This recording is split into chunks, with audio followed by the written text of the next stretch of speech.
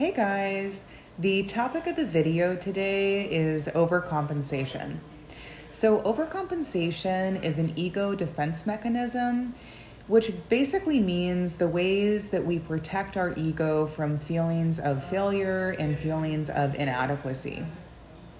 So within the umbrella of defense mechanisms, there are very primitive defense mechanisms, and then there's increasingly more mature defense mechanisms.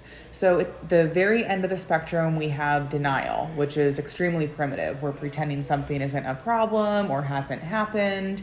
And then as we graduate to more mature defenses, we might do something like rationalizing our behavior, where we would convince ourselves that we had a reason why we did something. Finally, we enter into the most mature ego defense bracket where overcompensation lives. Overcompensation is a conscious or subconscious response to embarrassment, inadequacy, or fear that we might have. So I'm the total queen of this, and I'm going to give you an example. If I overeat one night, I'll wake up and want to go to extreme angelic measures to compensate for the behavior of last night. Maybe I would wake up and promise myself that I'm going to, go vegan and stick to my, macros and my calories in a very adherent way. If I drink too much and I wake up in the morning, I want to kick off a 30-day sobriety kick. So this is a way that our behavior can really oscillate. The core of it is that we're not living authentically towards our best self. Our behaviors are not in alignment with the ultimate expression of ourselves.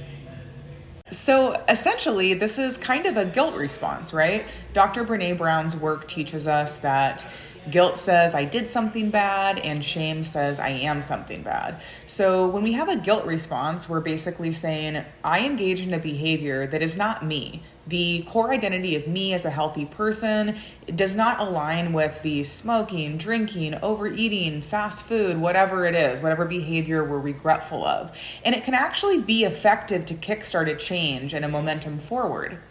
The reason that I bring this up today is because I want to give a word to the thing that we wake up with. I have a lot of clients that will engage in problematic behaviors, and then the next session with me, they'll want to kickstart an extreme angelic plan. And I think the work here is to recognize that we behaved in a way that is out of alignment with our best self.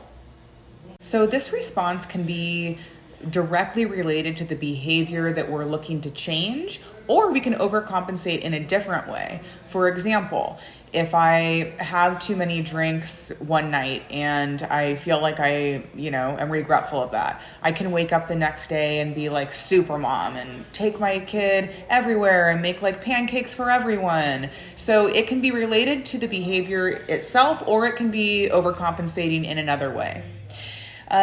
I believe the work here isn't necessarily to sweep the regretful behavior under the rug by overcompensating with being a perfect angel. I think the work is in sitting with it and recognizing that, hey, like my identity as a good family member or a healthy person or a fit person was not in alignment with the behaviors that I engaged in.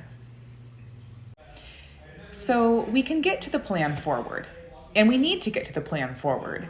But what is as important, if not more, is to hold the mirror up to ourselves and sit in the discomfort of looking at what went wrong. What were the variables that contributed towards those behaviors that we engaged in that weren't in alignment with ourselves? Why did that happen? This sitting in the discomfort and this really looking at what we did instead of sweeping the behavior under the rug in promises to move forward in a better way is the critical distinction that enables reflection so that these things don't happen in the future.